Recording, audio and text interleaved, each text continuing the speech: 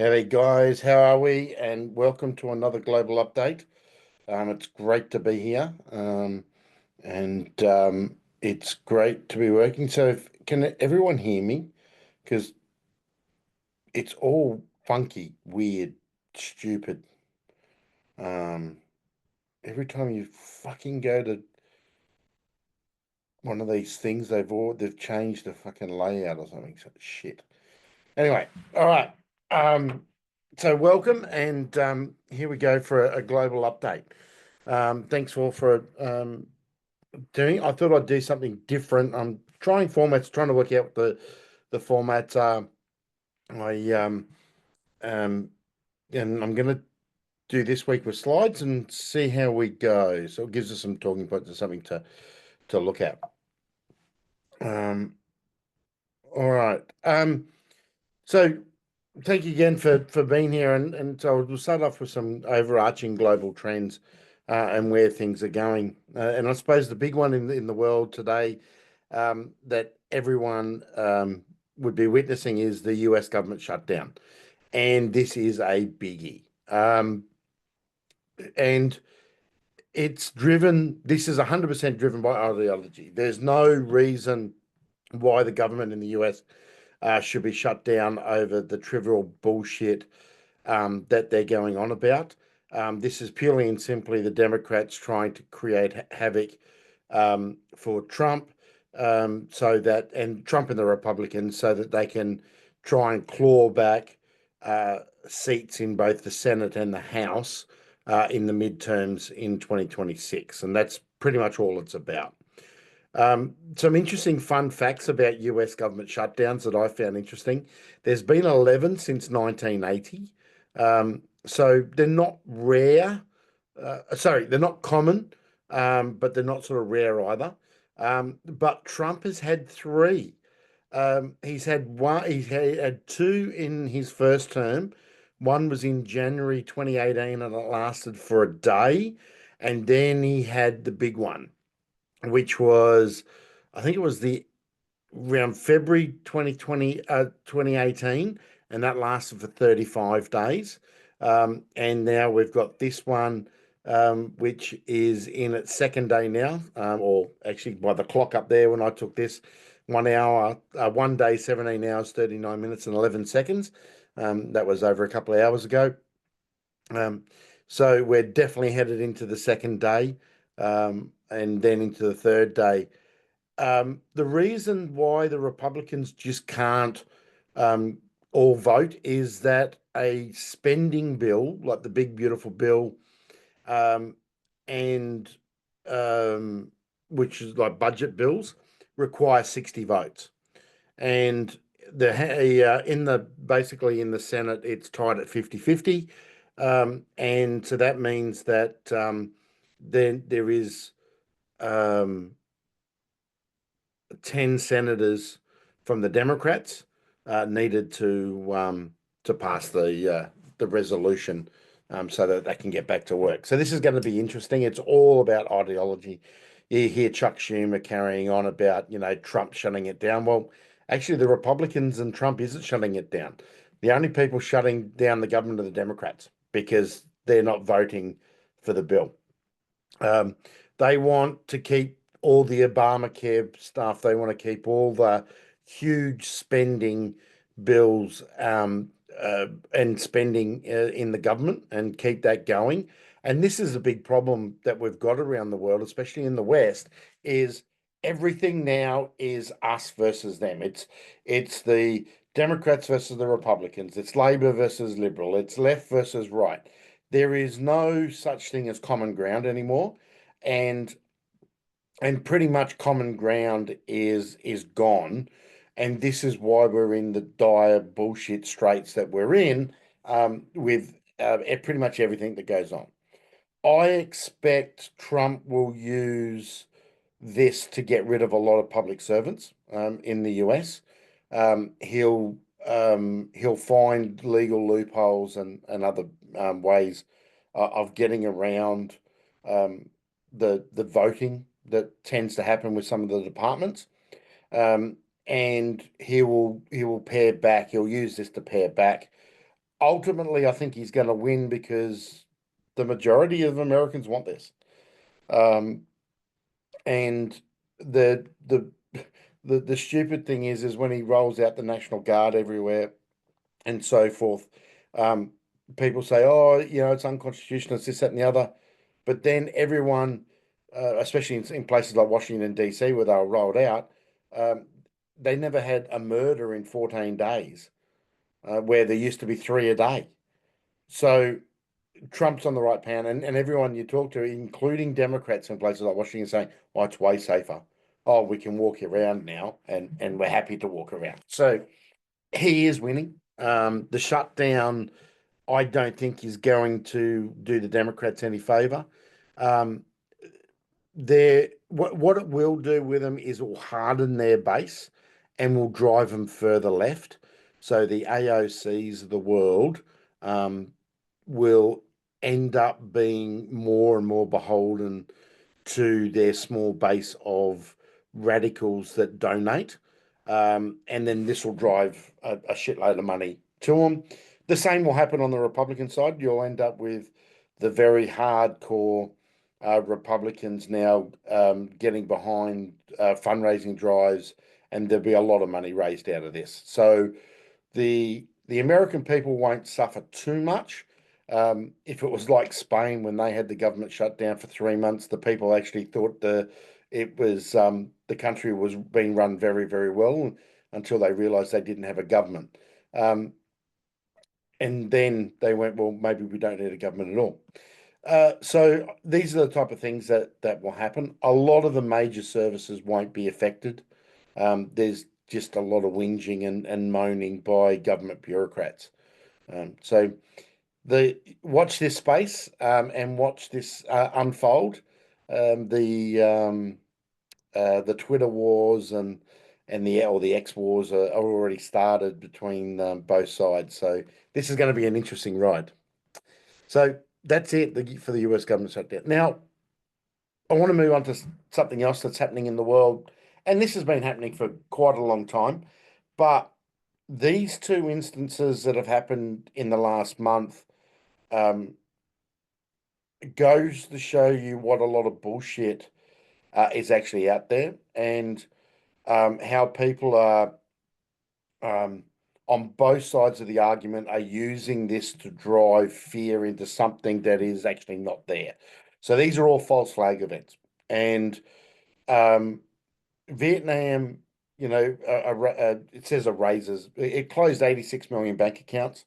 The problem was there was over 100 million bank accounts or more that were automatically opened, and the government automatically put money in there to try and get people to um, uh, take the money. Forget what it was. I think it was about $280 US, which is a lot of money for a lot of the non-banked, because most of these people in Vietnam are non-bank people. So they were trying to bring them into the banking system by giving them $280, the equivalent of $280 US. But to do that, they had to claim their bank account and get a digital ID. Well, the citizens just went, fuck you. And and then what happened is the Central Bank of Vietnam went, well, fuck, that didn't work. So they closed 86 million bank accounts. Now, in that 86 million bank accounts, yes, there was a, a group of people that had their accounts closed that didn't put their biometrics in and didn't get that, but had already had bank accounts before that. But a lot of it was purely and simply the government trying to entice non-bank people to open bank accounts to get them into a digital ID situation. The same is happening in Thailand and other Cambodia. I think is they're doing this as well. Um, there was, as it says there was. I think there's 3.5 million people in Thailand had their bank accounts frozen. Once again, a big chunk of them were non-banked, and they're people that never wanted bank accounts in the first place. Um, the majority outside of that were non-residents. So Thailand brought in and it's part of their capital controls. Thailand's always had capital controls. And it's part of their capital control measures that if you do not have permanent residency or some form of residency that is longer than 12 months in Thailand, that you do not have a right to a bank account. Now, other places around the world have the same thing. Singapore, Hong Kong have it. The UK used to have it. If you did not have residency, you couldn't get a bank account, right? But the UK has changed over the years. Other places in Europe are the same thing. Most of Africa is the same. Not that you want a bank there. Some states in the US are the same. That if you're not resident and don't have strong ties, you can't get a bank account, and it's quite simple. Um, a lot of the other accounts in the Thai one were also um, closed because they were long-standing accounts with no money in them. Right. So it wasn't all about the push to, just debank people. There were a lot of reasons around it. And with the Vietnamese one, it was pretty much a trick to get people into the system, right? And the Vietnamese didn't want it. So that was pretty much what it was. Um, so um, there's always an underlying, with a lot of these sort of headline clickbaity type things, there's always an underlying um, reason and deeper information that you need to dig into about it. So Australia closes bank accounts quite often. Canada does.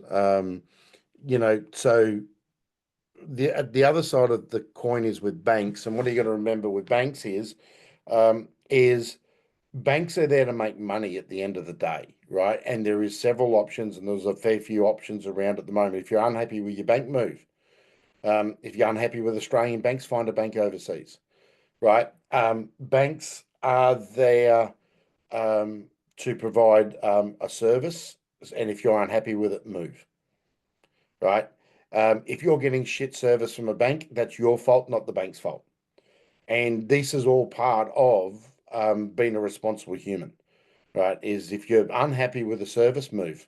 It's as simple as that, right? And sometimes um, you have to do things to make sure that you meet the requirements. So, for instance, in Singapore at the moment, the minimum account opening for foreigners that don't have strong ties to Singapore has gone from 50,000 to $200,000 minimum deposit.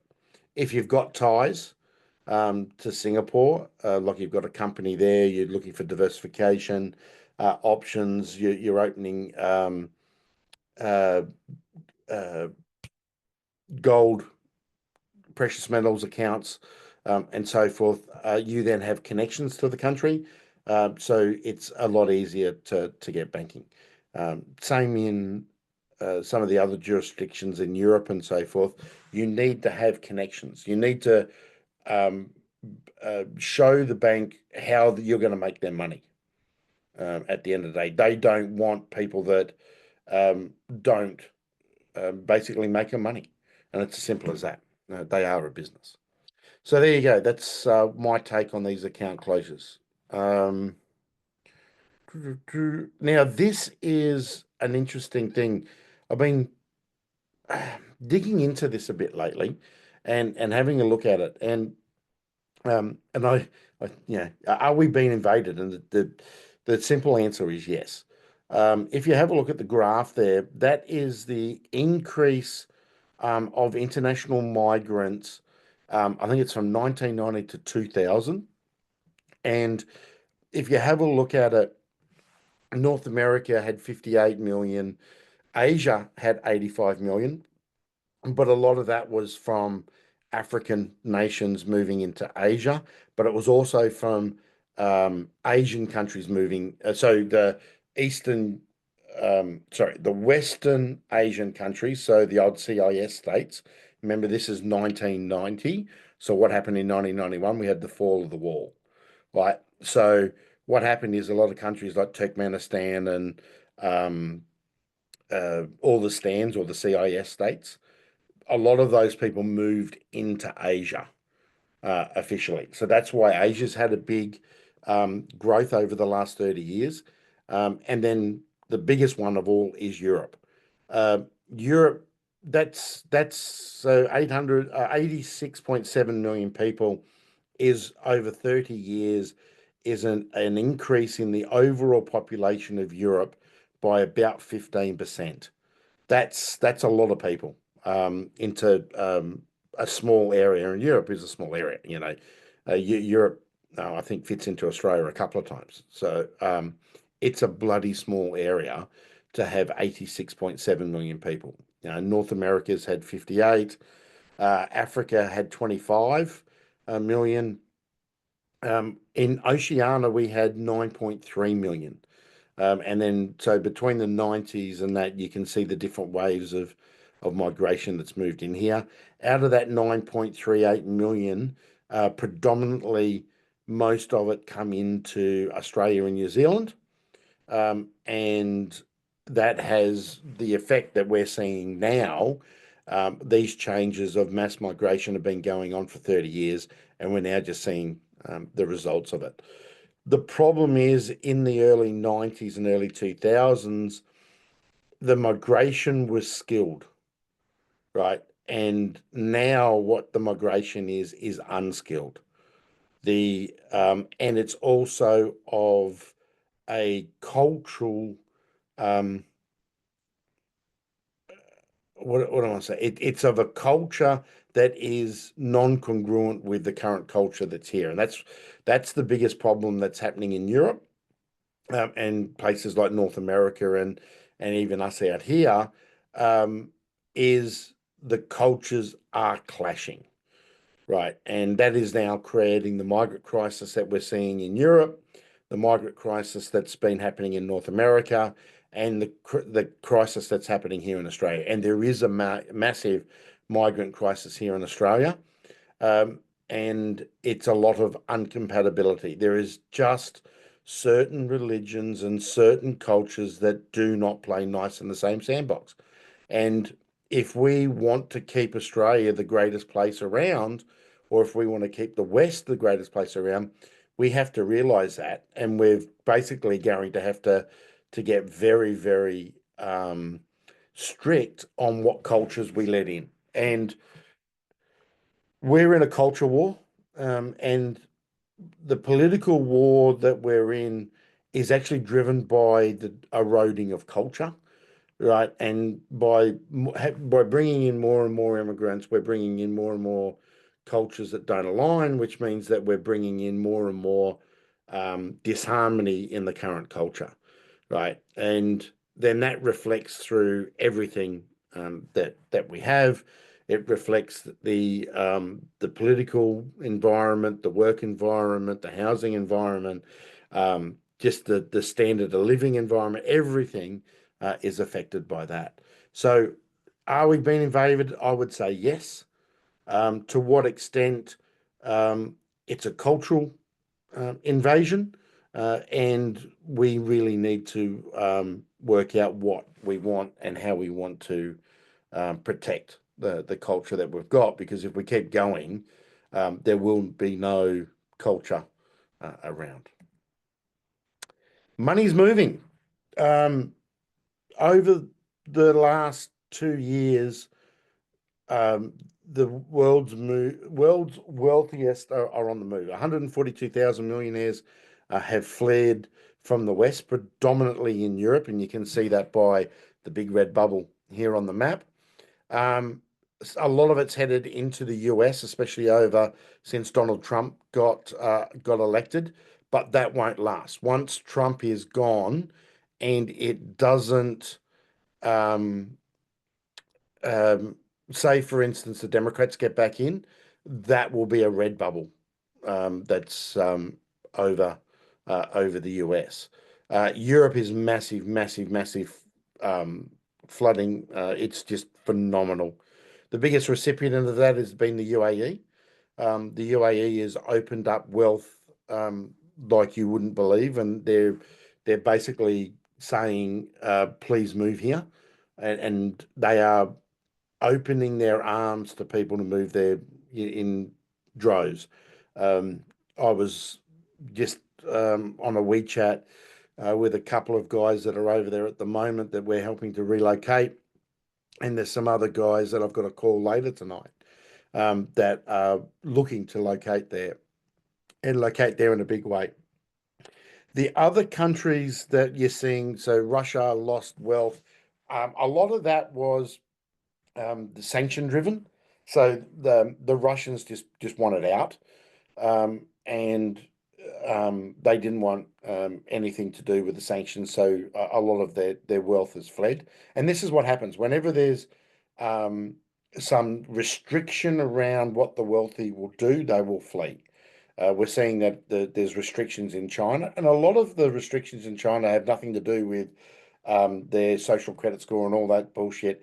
It's opportunity, right? At the moment, China is in a position where the opportunity is less and less than what it was 20 years ago, right? So money will move where opportunity is, and money will move where it's welcomed the most, right?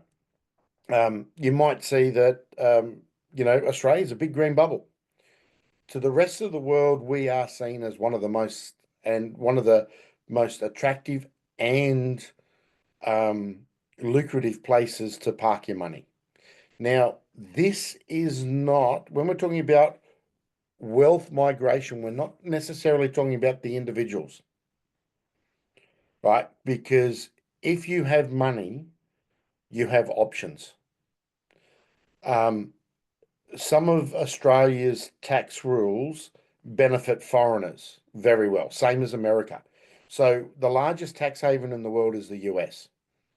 So if you're a non-American parking your money in America, right, you can have total tax-free environment if it's done right, right? So the UAE is the same. A lot of people aren't living in the UAE. They are moving their wealth to the UAE. Same thing. A lot of people are moving wealth to Australia. We're seeing that. What's the number there? Over 1,000 um, millionaires have moved their wealth to the US. Sorry, to Australia, to us here in Australia. Singapore, of course, is another big one in Asia. Um, Indonesia, Vietnam are losing, Korea's losing, but that's because the opportunities are different, right? So, what India is a big one. The constraints and the how the world is working in India means that the money is moving, right? Doesn't mean that their economies are bad, doesn't mean that what's going on the ground is technically bad. It means that the options and the restrictions placed on millionaires moves. Now, one of the things that you'll find is millionaires don't really care about voting. They care about politics, and we'll talk about this later in my politics matter section, but they don't care about voting because everyone has one vote in most countries, right? So in democratically run type countries, everyone has one vote. So there is no benefit in a vote. Um, there is no gain by being able to vote, and that's why a lot of millionaires, quite a lot of millionaires that I know, especially mobile nomadic ones, couldn't give a rat's ass about voting, but they do care about politics. Because politics creates opportunities, politics opens doors, politics allows things to happen that may not happen anywhere else. Where a lot of people think that I've got to vote democracy, democracy, democracy. Yeah, it is important, but it's not as important as being there's the influence over politics. So having your money in one place, living in one place, having influence over politics to get the different advantages is how the billionaires play the game. And that's why the money flows to places like Australia. It's because people aren't living here, their money's coming here. All right. And same with the UAE. The money is moving there It doesn't necessarily mean they're living there, right? And these are the big things that uh, you've got to think about when you see these headlines and stuff. Is it a money or a person? And the wealthy know how the game is played. They know that they are two totally different things. Me as an individual is totally different to me as my wealth, or the family's wealth, or the foundation's wealth, or the charity's wealth, or whatever it is. Right? They are two separate things, and they should never be one. If you are your wealth, you have a major, major, major problem, especially as we move through the next 10 years, um, between now and 2032, 2035, where they are going to come after your wealth. So there you go. Wealth is on the march, and why is the wealth on the march? And that's because of these dickhead gentlemen here. These men here, these guys of Europe, a couple of them unelected, one of them a dickhead, who has basically sold his country out so it will be blown away, um, and the others saying that they're going to back him are going to do nothing apart from drive Europe into war. And if you had a look here, who's the largest loser of wealth? It is the UK. And when we say the UK, right, a lot of UK wealth is actually mainland continental wealth as well, right? Old family money, right, is in the UK. There is a lot of other countries that are picking up some of that wealth and some of that European money. Italy and Greece, for instance. Switzerland will always grow in money and tend to will, but a lot of it is fleeing because of what is coming with World War III.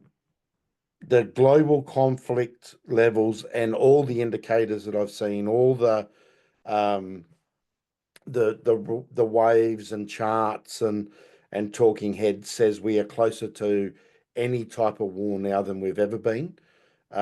And for a long time, and you would see here for a long time, people have been warning that Russia, Ukraine will create some sort of false flag event. The drone strikes on Poland, for instance, were a massive false flag. When they actually got to those drones, they found that the SIM cards that were piloting the drones and most of the tech were European tech, which means that it was either from Ukraine or one of the other NATO countries had flown these drones into Poland. The SIM cards were from places like Sweden, Finland, and Norway, who are NATO members, but they're not Russian, how everyone was saying. So watch these false flags grow, and they are growing louder and louder and louder as we go down this path. Now, what does that mean for you? If you're looking for a second citizenship, European citizenships are still great. It doesn't mean that you're going to live there. It means that you are looking out for a second citizenship to give you options. Those options can lead to you then taking residency somewhere else, for instance, Thailand or Vietnam or South Pacific, Central America, wherever, because you now have an option.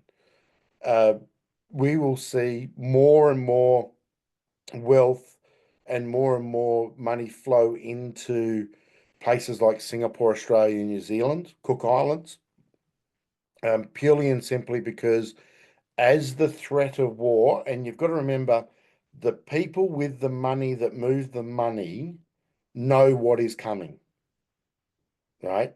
They're the ones connected in politics. They're the ones that see behind the curtain. They're the ones that know.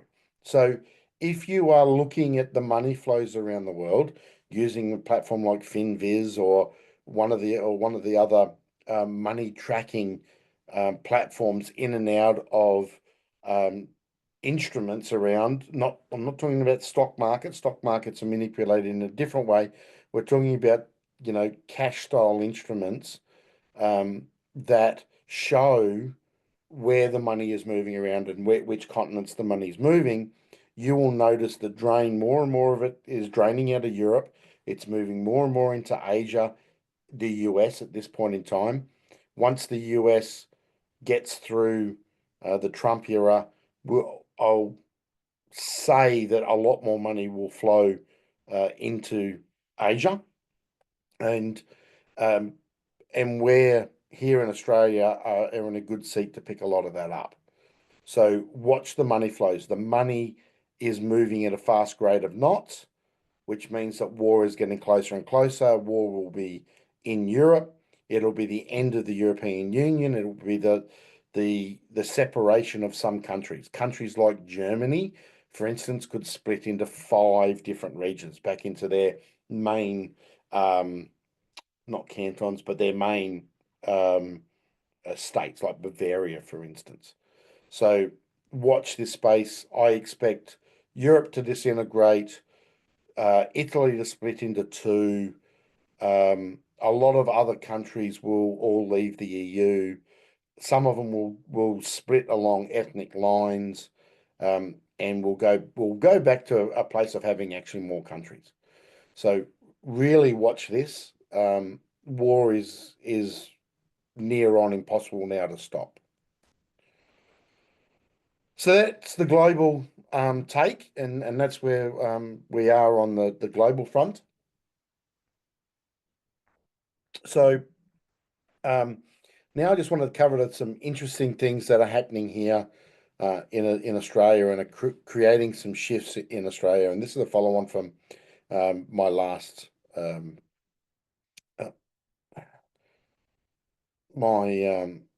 last one. Okay, so I found this hilarious about it, but he basically nails everything in once. And if you don't like swearing, well, you shouldn't be on this show, and it's time to go. But this guy nails our largest problem that this country faces. What does the future looks like regarding electrification and battery electric vehicles in your mining operations, then? Well, we have coal because we've got the biggest coal deposits in the world, but we're not allowed to burn the fucking stuff. So the world's rooted, really. It's all right to be idealistic, but you also have to be realistic.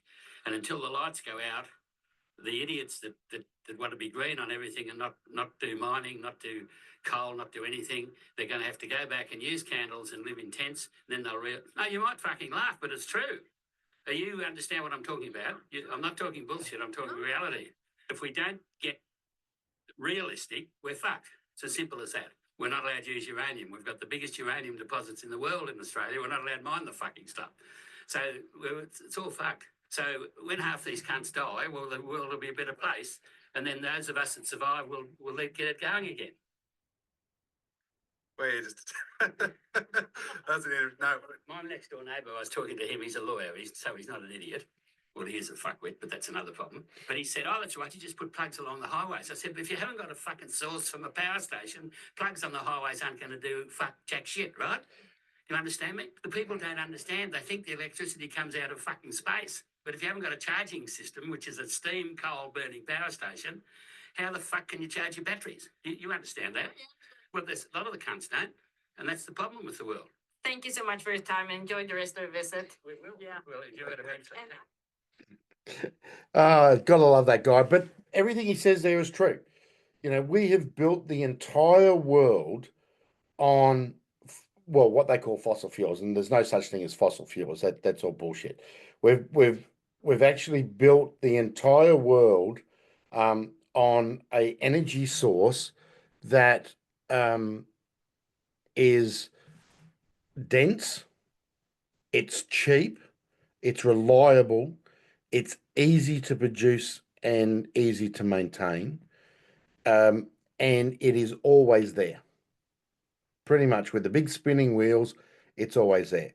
The the fools that are out there that are running around saying that we're going to move to net zero and all this sort of shit, pretty much all they want to get rid of is you, the individual. And the only thing, if you truly believe in net zero and you truly believe in saving the planet from carbon and all that sort of stuff, apart from having a mental illness, you would actually be full on for nuclear, because it is the only other dense energy source that can make a big impact on the planet. And up until probably the early 2000s, when the likes of Germany and the US started to shut down their reactors, and mind you, if you remember back, they were shutting down their reactors because of the greenies, not because of net zero, not because of anything else. They were shutting it down based on the false premise of what happened in Japan, and that the Japanese one was a total clusterfuck because of man and the green movement. If you look into it, the green movement were part of that problem because they wouldn't allow them to decommission the plant. And what I mean by that is they wouldn't allow them to remove the fissile material, the nuclear material, and store it. So they kept the plant up and running for longer and longer and longer. And then they realized they had some major design problems when the tsunami came. But if you truly believe that we need to change our energy source, what we should be doing is moving 100% to nuclear power or thorium. There is another move there. Countries like Switzerland have realized that they need to lift the ban on nuclear. The coalition is tearing itself inside out over the issue, but there is some hope now after several ministers or several shadow ministers have been around the world, including Dan Tenan, that they've realised that nuclear is the only option. It is the only option that we've got. Now, the good thing there is, if Australia goes nuclear, which we should, we have massive reserves of it, but we can also then reuse the coal by gasifying it and turning it into higher value products like methanol, which is a fuel. Australia needs fuel. We don't have refineries, right? And we would be importing oil, even though under South Australia there's a fucking massive sea of it. Bass Strait is still full of it. And we have oil in the Northwest Shelf and in Western Queensland. But we could become self-sufficient in energy really, really quickly. But we could use coal, especially dirty brown coal and the lignite and bituminous coals, for better purposes. Because if you gasify coal, one, you can turn it into liquid natural gas, LNG, which can be exported and sold at a higher value, calorific value, dollar-wise, or it can be used to create chemicals that create plastics. So instead of using oil, which again, you're using it at the lower value, we can use oil at higher levels of other services for it. Powering cars, for instance, is a great use for it. But with coal, we don't have to burn it and get the lowest value out of it, making steam to create electricity. We can burn it to create a better value end product. And this is where we need to get smart. We can use the same resources we've got. With nuclear, we can then move to more modern processing factories. For instance, we could move to better electric arc furnaces for producing steel. We produce higher grade steel than using thermal coal. You'd still using met coal. You could still have our run-of-the-mill steel mills producing met coal and everything for railway lines and all that sort of stuff.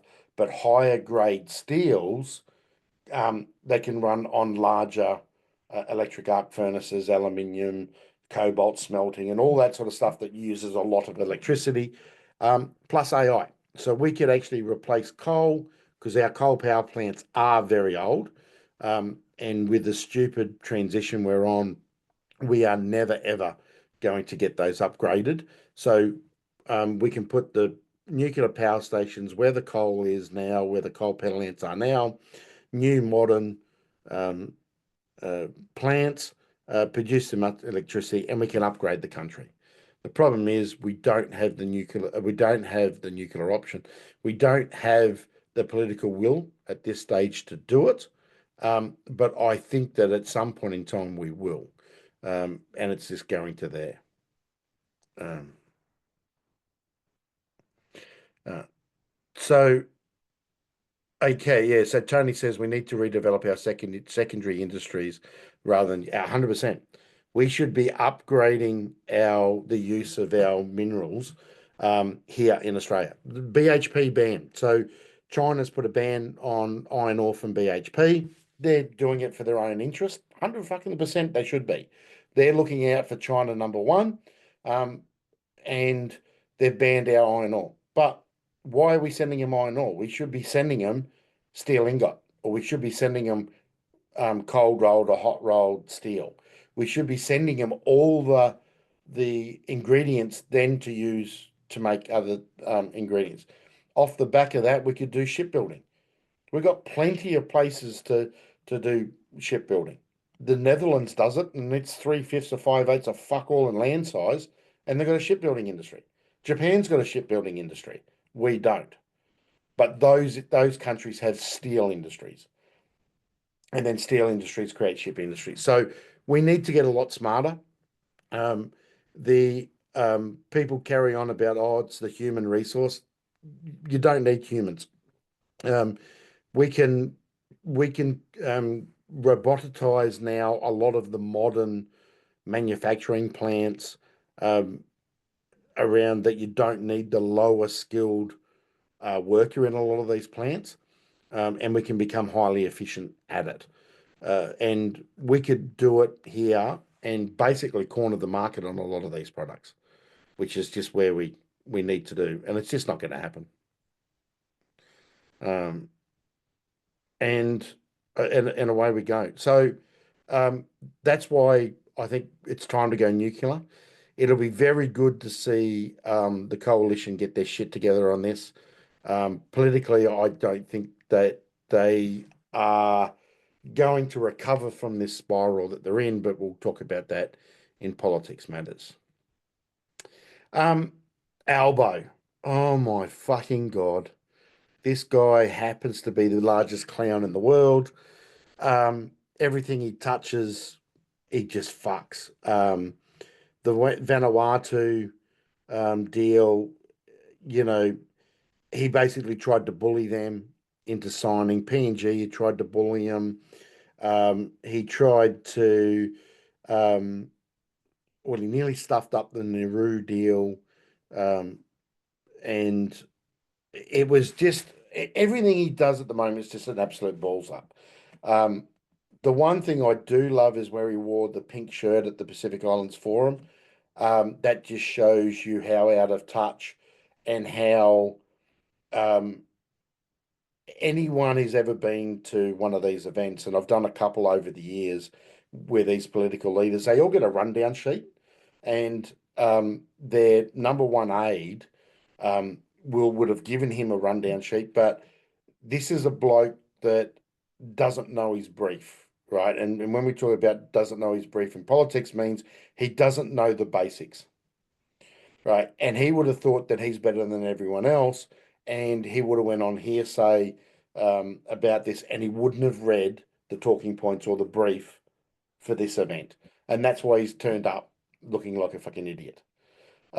He's claimed the other day that him recognizing Palestine is why the Trump's Gaza deal went ahead is absolutely bullshit. Marco Rubio has come out to Albo's claims and basically said that Albo's is lying. There's actually a really good interview with Marco Rubio on C-SPAN that outlines this, and Marco Rubio said that when Albo's speech was done alongside the UK, Canada, and so forth, the negotiations between Hamas, Israel, the Palestinian Authority, I think it was Saudis under the Abraham Accords, basically stopped, and the Palestinians walked out and said, "We no longer need this. We've won." So that's a really good interview, and it just goes to show you that this guy has no clue what he's doing anywhere on the world stage. He is following orders from the Fabian masters, and he is 100% driven by ideology. Now, from an external point of view, you might say, well, if he's fucking the country up that bad, why is money still flowing here? People don't give a fuck about our local politics. Australia does not matter, right? We're 1% of the world's GDP at best. If you took agriculture and mining out, I think we're like a 0.3% of the world's GDP. So we do not matter. As a country, we do not matter on the world stage. People pay Australian prime ministers lip service at these events because they go, okay, you've scraped yourself into the G20. We won't be in the G20 for much longer. There is a lot of other countries around, like Indonesia, Italy, Greece, Turkey, that will drive their economies further and further and push us further and further out of the G20. We will be an observer state nation to the G20, I would say within the next 2 years, as some of the other countries around the world really drive their economies further forward. So once again, Albo just makes us look like an idiot on the world stage. Most politicians do. If this wasn't Albo, this would be someone else. They'd all be doing the same thing because they absolutely do not understand that we do not matter, right? And that's just the hard truth of it. We could matter in our own little way if we steered ourselves and were Australian first and really drove our economy. We could be a nice $4 to $5 trillion a year economy, so 5 times what we are now. If we really had a hard look at ourselves and stopped on the bullshit. And that's both sides of politics have to stop on the bullshit. So good on you, Albo.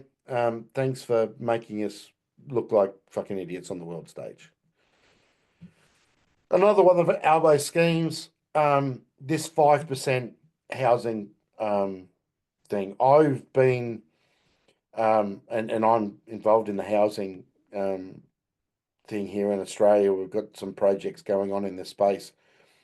All the builders that I've spoken to over the last 2 weeks, all of them have said all that this 5% has done is increase the price of housing. Albo has said it will. It is a vote buying exercise. It's creating a debt trap for young people. If you're a first home buyer, there is no way that you should be buying a home to live in. Rents are cheaper than ever when you look at it at a return on investment from a property, right? So what I would be telling people is to go out and then buy property, because property is still a good investment if you buy the right one, right? So get into the housing market or get into the property market by buying property that is going to be a good long-term investment. My personal view is that a personal place of residence is not a good use of your money, because you're going to be stuck in a suburb where you don't want to live.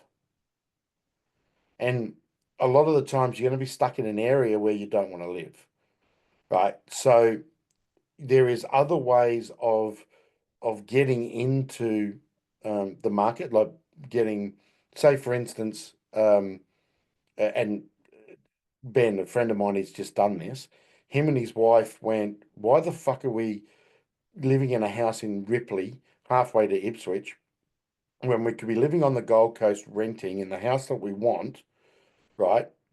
And we could buy 2 investment properties in Emerald that cover themselves and are going up faster than the place that they were living in.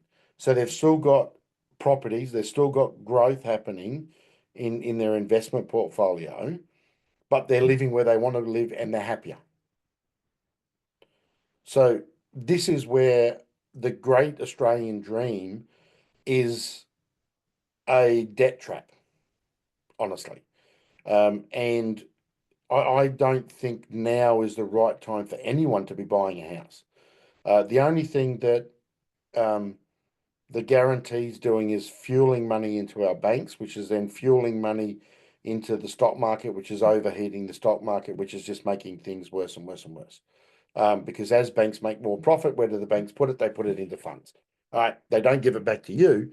They put it into investment funds to create more profits inside the bank and so forth. So this is very dangerous. I think that this is it's as I said, a band-aid solution. I don't think it's even a band-aid solution. I think it's like a super glued solution that they've put together thinking that it's going to solve the problem. But really what they're doing is they're trying to buy votes off migrants. So be very wary of this this 5%. I think a lot of people are going to come unstuck and be really, really, really paying for it down the track. So I want to finish tonight with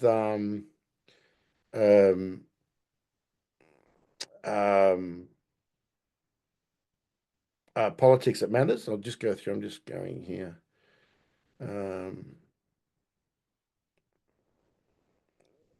Thanks, guys. What's this?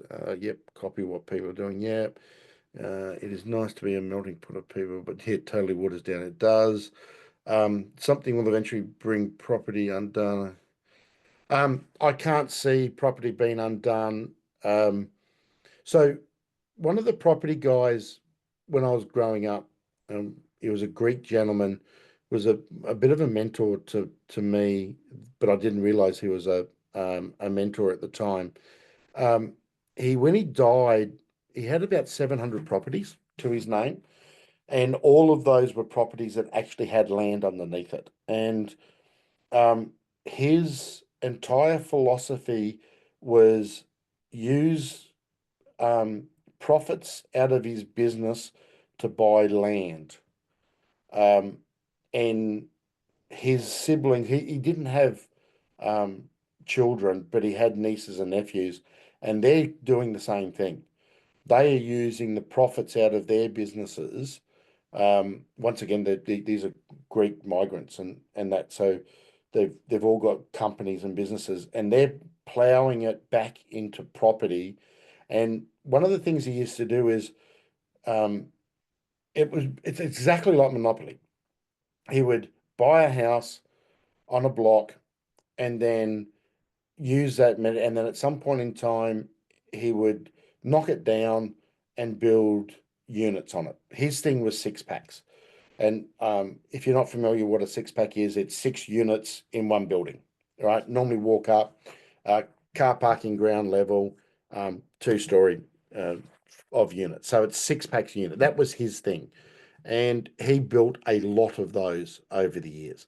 And then he got into bigger apartment buildings towards the end, but his big thing was 6-pack. So a house, knock it down, and upgrade it, but never sell it. Just increase the cash flowing on it. Now, as with all things, I didn't realize how valuable that advice was until the last 3 or 4 years when I've been looking back going, is there things that I could have done, or is there things that friends of mine could have done watching these people and grown massive portfolios, not just here in Australia, but around the world, and having it all underpinned by land. And that is the true value in anything is don't sell it, protect it, cash flow it, and grow and grow and grow. And property is a long-term game. The fix and flips don't work anymore. You just can't buy a property cheap enough to do it. You can't you can't grow certain aspects of single family homes. You need multiple doors now to make it worthwhile. That's why co-living is coming in. That is why the second dwelling legislation has been, and that's been a success. Dual key occupancy is becoming a bigger and better thing, is because the more doors on the same bit of land are increasing the return that you're getting on that property.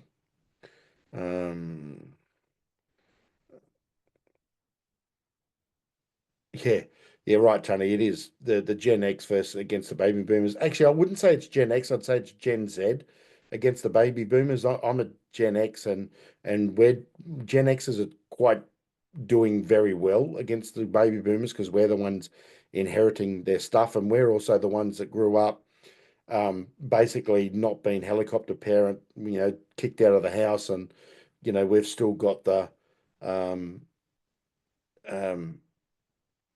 uh, the scars to prove it. So the Gen Z is a problem. Gen Z and millennials are our two big problems, and we'll see that here in a minute. In politics matters. So I love this photo, this Banksy. I'm a big fan of Banksy's. It actually is my thing to have a collection of them one day. But that's a different story. Now, federal voting intention. I've been watching this on and off for quite some time, and the numbers are really, really interesting. The ALP is solidly now on that 32, 35%, and that gets them elected over and over again because of preference flows from One Nation, because One Nation typically goes 60-40, 60% to the coalition, 40% to Labor. The Greens are 90% to Labor, 10% others, and then all the rest here sort of flows up, typically to the left. Under 30%, the LNP can never form government, and will never form government. One Nation is up 7 points, 13%. Now, this is a phenomena that we're seeing because the mainstream Conservative Party, the LNP, is unelectable. People are searching for other parties to go to, right? So the 6% is predominantly Conservative parties, right? The 13% here is purely and simply people that are looking for somewhere to go. Now, this is good because we can use this voting intention to defund the majors. And I still believe that your vote is worth over $5 now at a federal election, right? So your first preference vote is worth over $5. So if FON had 13% average across the country, right, that would mean that they would be getting on average 9,500 votes per seat. So that's 9,500 by 5. So that's $45,000 per seat. There's 150 seats, right? So that's a shit ton of money. So what's that? 45,000 by 150. That's about $700,000. No, it's more than that. It's about no, it's not. Might be about 4 million. Sorry, about 4 million. That would be funding that FON could use, and same with any other party that gets 4%. That's how the Greens have survived for so long. is the federal government funding, right? And has kept them going, kept the machine going, which then brings in donors and all that sort of stuff. Now, people ask me why other parties aren't represented in the federal voting intention. To be counted as an individual party in most polls, you need to have consecutively put candidates in every single seat at the election, both in the House and the Senate. Same at a state level, the lower and upper house, you need to fill every single seat because that's how federal voting works. Now, One Nation has only just started to do that over the last few years. That's why they're constantly now in the polls. If other parties want to get included in the polls, they need to be running candidates in every single seat, and they need to be getting over 4% of the vote, right? And that is how you then get yourself into the vote. And then what it does is once you're in the national polls, it wakes people up, and then people start then voting for you. And that's what's happening here is people are seeing that FON or One Nation are a true alternative to the Liberal Nationals. They are running candidates in their local seats. They're in the Senate, right? So they're now seen as an alternative. Now, does that mean that when we come to vote that they're going to get 13% in every seat? No. This is a national average, but what this does mean is that they should be in the high eights, maybe 9% when the vote is counted, because that's what happens with the Greens. The Greens always are sitting at 7 to 8%, but they poll between elections 11, 12%, right? Because what happens is people, when they get into the booth, they can't quite bring themselves not to vote the way that they've always voted, right? And that is, most people are weak like that. They can't break habits, right? So because they don't want their dad to find out that they didn't vote ALP, or they don't want their mum to find out that they didn't vote fucking Greek, right? So people tend to different. So the numbers tend to be different.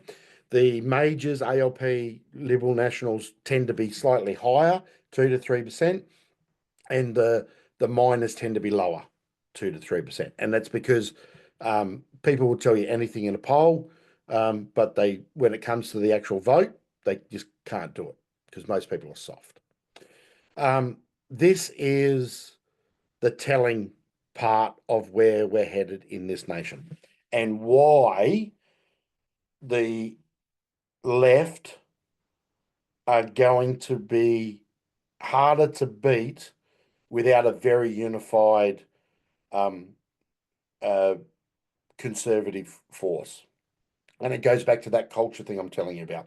The more that we have a unified culture that reflects the true values of Australia, which are conservative Christian values, not left foot Calathumpian, Muslim Islamic bullshit, bow to the god of fucking transgenderism, but we have true Christian valued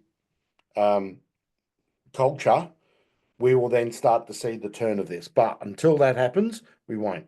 The largest voting bloc in Australia used to be 55 plus. It's now no longer the largest voting bloc, and you can see that in the voting numbers.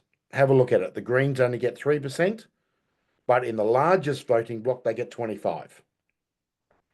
Liberal Nationals still get 32%, ALP still get 35%, basically the national average. FON gets 18%, right? 55 plus, they get 18%.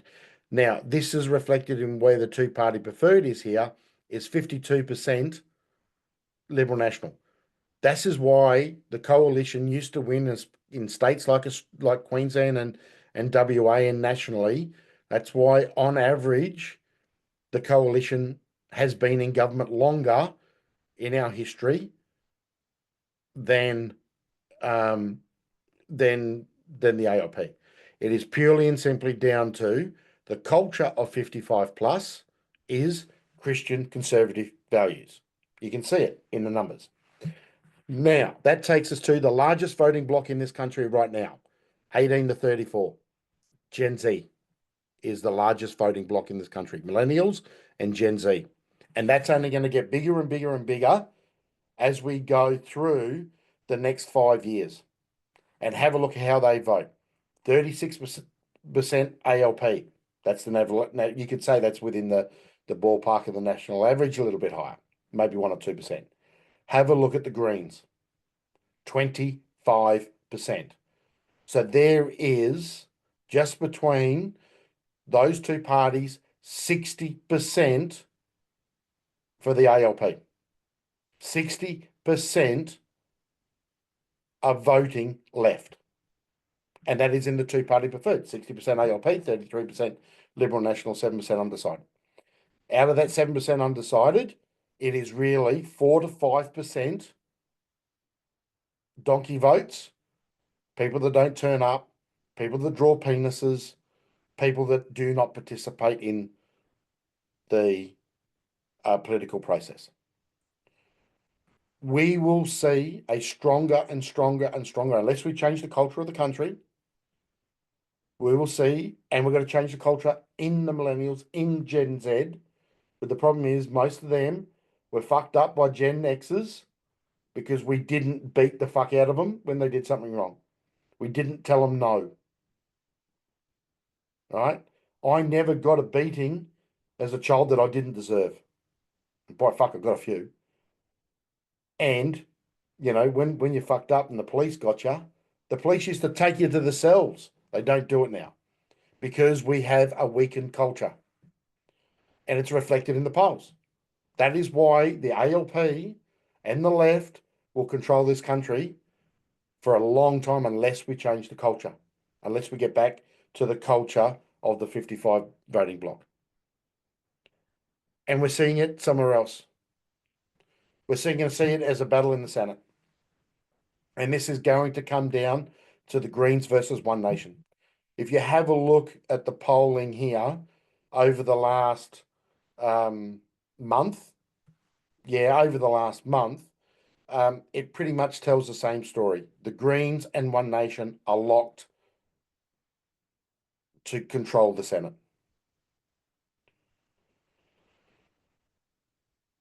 One Nation at the next election, if they keep going this way, they will end up with as many, if not more, senators than the Greens. I think the Greens have got 7 senators now. They may lose another one shortly to the crossbench, but I think they've got 7. And One Nation's got 4. Then, if the polling stays this way, they will end up with equal number to the Greens, if not one more. I'm predicting they may get as many as 8, and the Greens will stay 6 or 7, which means that they'll control the Senate. If that happens, there'll be a slowing of the decay of the country, but it will not stop the country, because this number here in the 18 to 34-year-olds is not going to change too quickly. Now, there is another cohort that they have done polling on, which are I think it was done as 12 to 16-year-olds, and they are slowly moving back to the 55 model, because a lot of them are realizing that all this crap that they're being forced, men and women's sports and all this sort of shit, is not healthy. So, but there's a long time before we get to those people voting. There's 5 to 10 years. And then we don't have the numbers for probably another election cycle after that. But this is the big one. One Nation versus the Greens is the biggest thing that's ever going to happen in the next 2 election cycles. And if it keeps going, it's going to be a good thing, and it'll slow the rot, but it won't stop the rot. The only thing that will stop the rot is we need to stop the underlying culture. So that's where we are, and that's why politics matters. Now, the only people that can change that are those of us that are actively wanting a better Australia, not necessarily the millionaires and the billionaires of the world, because what did I say before? They don't care about voting. They just care about where their money is. And that they can influence an outcome for their benefit, right? It doesn't necessarily that the outcome that they want is the same as what the country needs, right? One thing I do know about billionaires and having worked for several of them is they're the most self-centered fuckwits on the planet, right? There's only 3,000 of them. There's fuck all of them, right? But they are the most self-centered, all about me people on the planet. Most of them are morally bankrupt purely because the game of money has driven them that far to it that that's all that they think that their life is worth. A billionaire said to me at a big global citizen conference in Monaco once, and we were talking and it come up a conversation. What is the number where you would stop? And he turned around to me and the guy that I was with and said, 25 million. He said, that's it. That's all you need. He said, if you have net assets of 25 million or assets of 25 million, producing a cash flow at 5%, 1.25 million a year, you can live very, very comfortably in a fuck you position and no one can do anything to stop you. You don't like the government? Fuck you on move. Because by then you'll have multiple passports, you'll have multiple residencies, and you have the options. 2, banks will love you because you have money. Money managers love you. You're allowed into the club, right? Any more than 20 million or any more than 10 million, you're now in a different club, right? So they don't care. The rest of us care. Those of us like myself and other people that I'm involved in that want to see a good cultural base, that's why we're fighting to get this cultural base back. And that's something that we all need to make a decision is, are you going to be part of a cultural base or not? And it's pretty much that simple. So moving on, because I'm taking up your time here. We're starting to see the same thing in the UK. 35% for reform in the UK is unsustainable. There's 4 years before the next election. I expect that to come back to mid-20s. There's still going to be a major force, but once again, what I said before is people will tell you anything in a poll, and people like to write a winner in the poll, but when it comes to the actual day, they'll get scared. They'll shit themselves because they're weak, and they'll go back to a major party. So don't expect the major parties to be going anywhere anytime soon. They'll still be there. Labor, especially, will still be there. Labor run a very good global political game. They actually run a political game better than anyone that I've ever seen. They run they run a political on the ground game 24 hours a day, 7 days a week, 365 days a year, every year, all the time. And that is why you are seeing Labor politicians here in the UK, Canada, all through Europe. And when I say Labor, I'm not talking about Labor as in the name of the party. I am talking about parties that are backed by Labor unions, which are Fabian socialist type organisations, right? The Labor unions are very large socialist organisations. They are dangerous, right? And they wield the power and they benefit from a socialist Marxist environment because they control how you operate, right? It's not the big bad corporate man out there. It's the union movement. When you get into a very authoritarian state, they're the ones that are beating you with billy clubs. So and making you work harder on the shop floor. So that is why when I talk about labor movement, that's why the Democrats are a labor movement in the US, right? The social the Christian Social Party in uh, in Germany and that sort of stuff, they are labor unit. They're labor aligned. They are aligned to unions, right? As much as some of the other parties, where AFD, for instance, in Germany is not labor aligned, and that's why they're trying to have them thrown out. So we are seeing some breakthroughs around the world, but it won't last. Remember, the UK's got a long time before its next election, and a lot of damage can be done in that window. I'll finish with this, and I found this fairly amusing. It's not amusing, but I found it is, and I'm not sure if anyone saw this, but in Albania, they had a AI that was a virtual assistant I think it was in the AI data industry, because they've turned to AI to read legislation and work out what needs to be changed and how to streamline government and so on.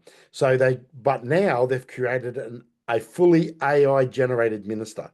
This is really bad. I'll just play this video, and it gives you a rundown on what it is. Uproar in Albania's parliament. Opposition politicians block the lectern, hurl papers, and hurl their disapproval, insulted that an artificial intelligence should be appointed to the cabinet.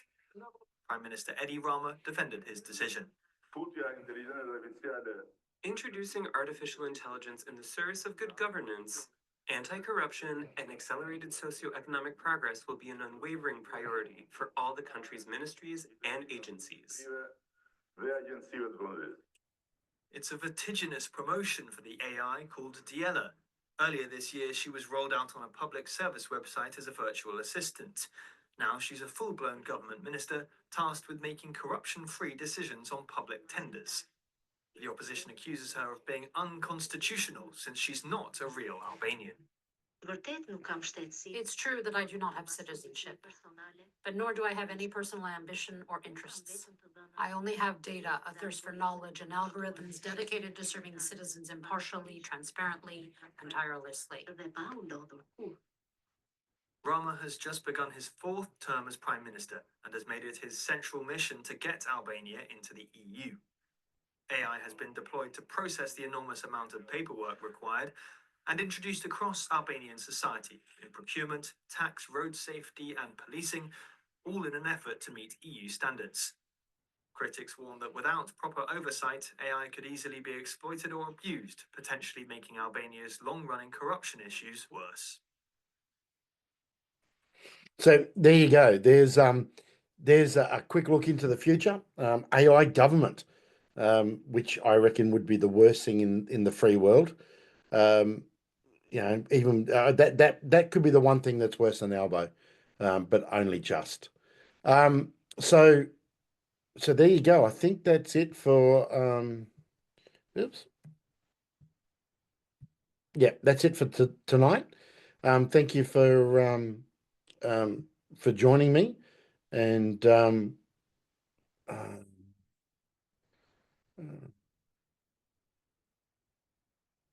yeah, Charlie, and yeah, the 55s had more political wisdom. I'm just going through, seeing.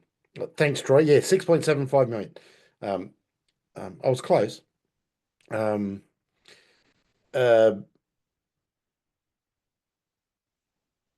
Yeah, so that's good. So that's where we are. That's what we're looking at. And I'll keep these up. I think we'll use the slides from now on. I quite like them. They're really interesting to talk off and keep some structure in that in the place, and the videos help explain stuff a bit better than I can sometimes. But thank you very much for being here. As always, if you need anything between these things, reach out to the team. Happy to answer questions offline and I'm always available for consults and stuff as well. Excellent. Thank you, guys, and good night. To kick the